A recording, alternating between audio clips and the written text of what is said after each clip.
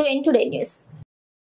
Liberation Jindabad! Jindabad! Jindabad! Liberation Jindabad! Jindabad! Jindabad! Parliament lo Ambedkar అవమానపరిచిన హోంమంత్రిని బర్తరఫ్ చేయాలి. హోంమంత్రి క్షమాపణ చెప్పాలి. హోంమంత్రి అమిత్ షాను బర్తరఫ్ చేయాలి. లిబరేషన్ జిందాబాద్.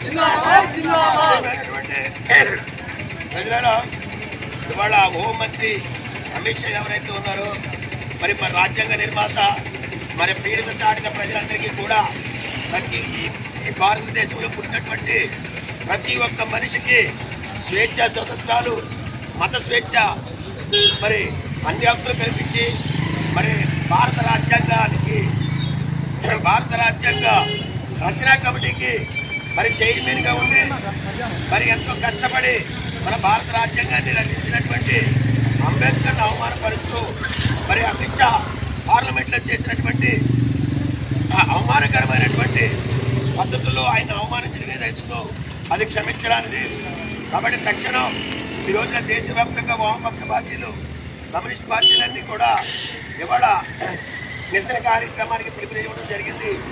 ఆ యొక్క నిరసన కార్యక్రమంలోనే ఈ రోజున సిపిఎం లిబరేషన్ పార్టీ ఈ యొక్క నిరసన కార్యక్రమం చేపట్టడం జరిగింది.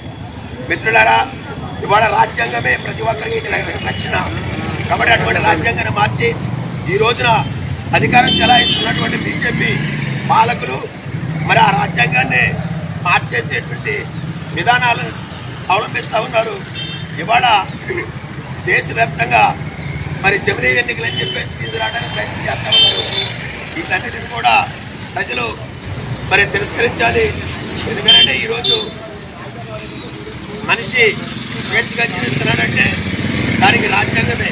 కాబట్టి అన్ని హక్కులకి కూడా రాజ్యాంగమే ప్రధానం. కాబట్టి రాజ్యాంగపరంగా ఎన్నికైనటువంటి ఈ పాలకులు రాజ్యాంగపరంగా మరి ఎన్నికైనటువంటి ఒక హోంమంత్రి హోదాలో ఉండి మరి ఇలా ఆ రాజ్యాంగ రచన పరుడైనటువంటి అంబేద్కర్ని అవమానించడం దారుణం.